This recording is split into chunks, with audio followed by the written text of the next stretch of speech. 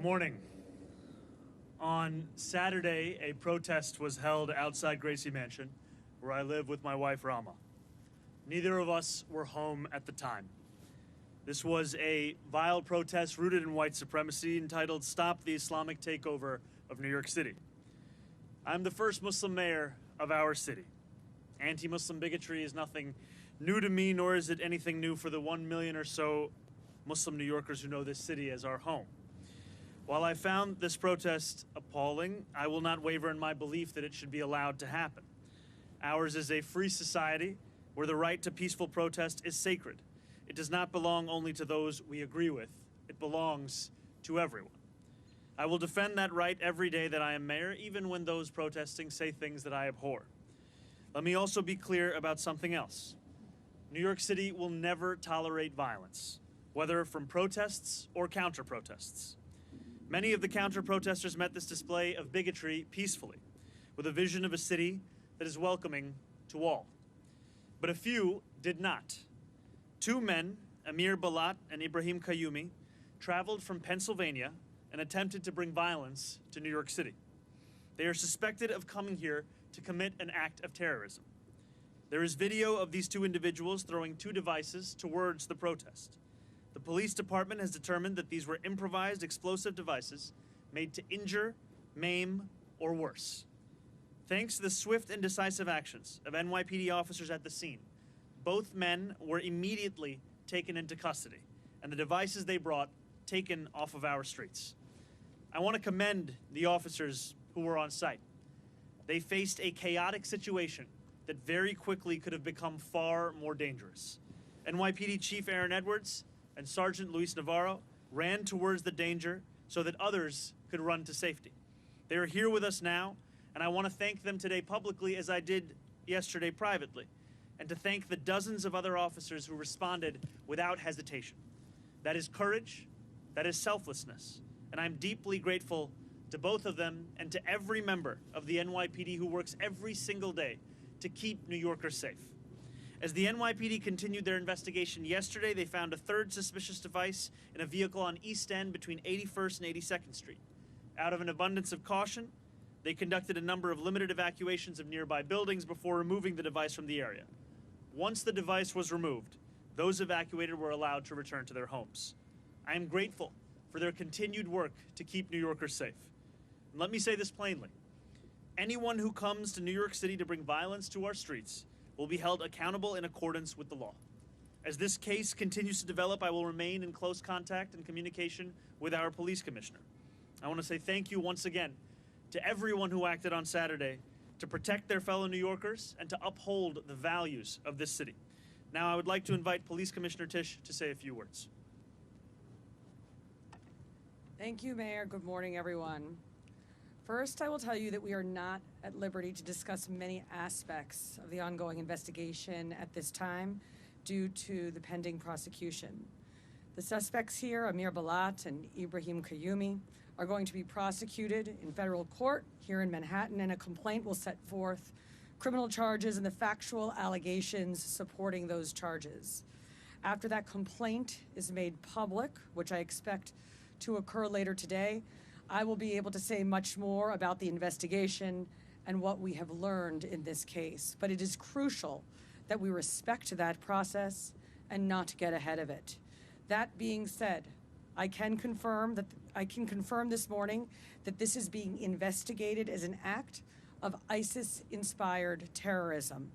I can also provide some additional information building on my remarks from Saturday evening. At that time, we were beginning to conduct preliminary analysis of two devices that were ignited and deployed earlier that day, one in a crosswalk on East End Avenue and East 87th Street, and the other on the west side of East End Avenue between East 86th and East 87th Streets. That testing was performed by the NYPD's bomb squad and FBI special agent bomb technicians in consultation with an FBI chemist. Preliminary test results determined that these were not hoax devices nor smoke bombs. They were improvised explosive devices that could have caused serious injury or death. Part of our initial investigation was to determine what energetic substance, if any, was used in the two devices, and our analysis showed that one of the devices deployed by the subjects contained the substance triacetone triperoxide, known as TATP. Now, TATP is a dangerous and highly volatile homemade explosive that has been used in IED attacks around the world. Our bomb squad then rendered safe both devices. And as of now, explosive evidence samples are being sent to an FBI lab for further testing. Our investigation also led our detectives to a vehicle that was tied to the suspects. And yesterday afternoon, patrol officers found that car, a black 2010 Honda with New Jersey plates on East End Avenue between East 81st Street and East 82nd Street. Using a robot, the NYPD's bomb squad was able to find another possible suspicious device and materials inside the car consistent with the first two explosive devices, and the area was immediately frozen and cleared. A limited evacuation of certain floors and certain nearby buildings was conducted while the officers secured the vehicle and removed this third device, which was transported to Rodman's neck for further testing. This third device tested negative for explosive material. Once the scene was secure and deemed safe, residents were allowed to return to their homes. Now, we have been in a heightened state of alert in New York City since the start of hostilities in Iran, and we remain in that posture today. We will continue to deploy additional counterterrorism resources throughout New York City, including heavy weapons teams, K-9 units, aviation, and more. The NYPD is vigilant and determined in our unceasing efforts to ensure the safety of this city and the security of its 8.5 million residents. We also cannot lose sight of how serious this situation was. The last time that an IED targeting people was deployed in New York City was in 2017 when Akayed Ullah detonated a device strapped to his torso in the pedestrian underpass connecting the Port Authority bus terminal and the Times Square subway station. No one other than the attacker was injured in that incident, and once again, we were fortunate that the devices used this weekend did not cause the kind of harm that they were certainly capable of causing.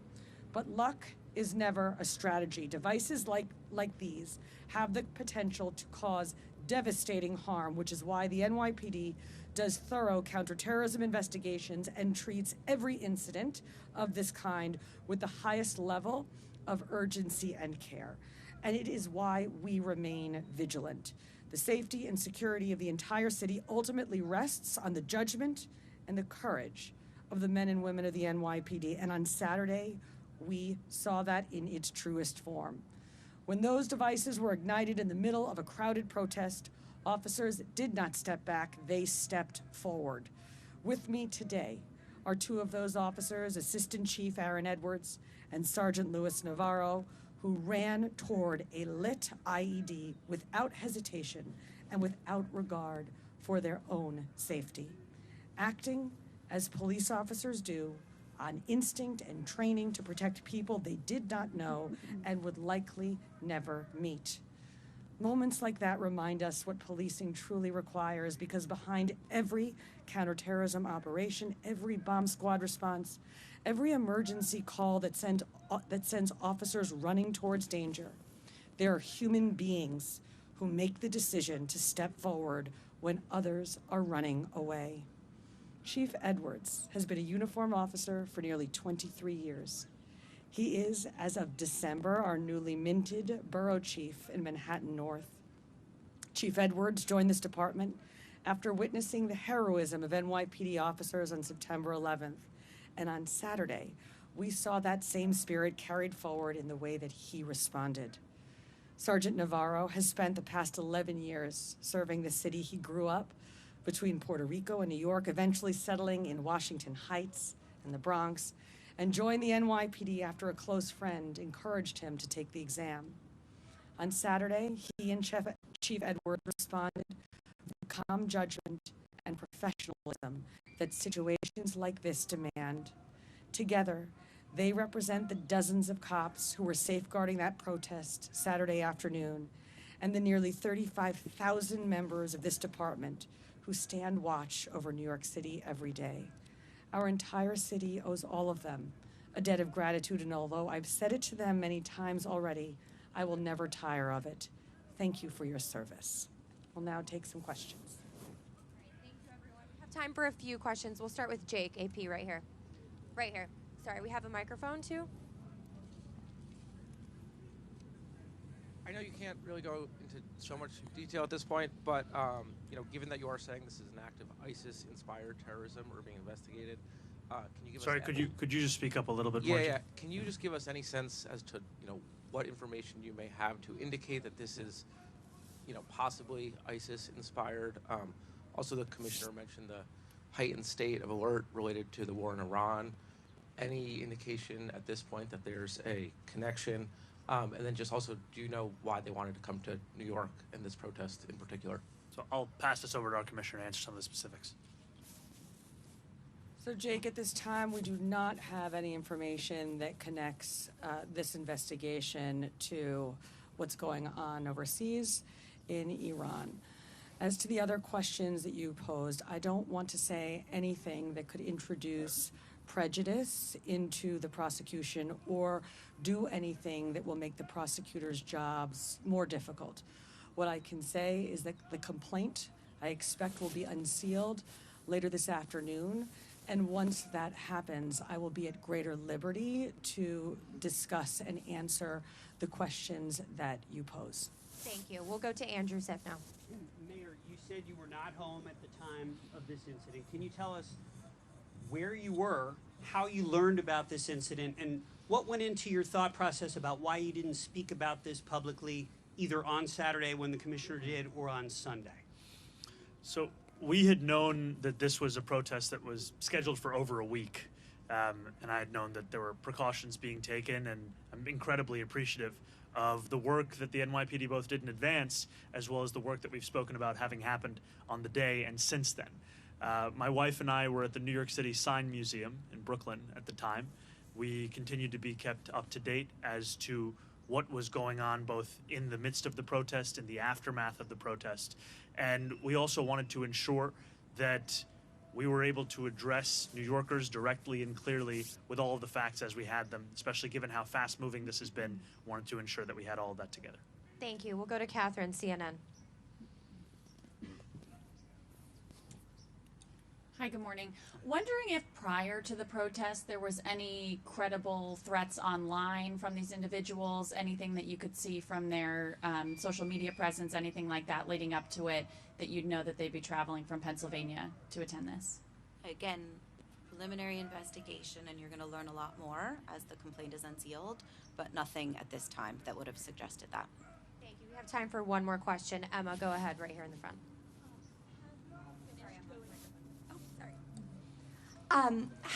Has the team finished going through the devices of the two men associated? And also, is there anything known about a possible third individual who was with them? Those devices are currently being investigated, so that process is ongoing, and we have no information about a possible third individual with them at this time. Thank you guys so much.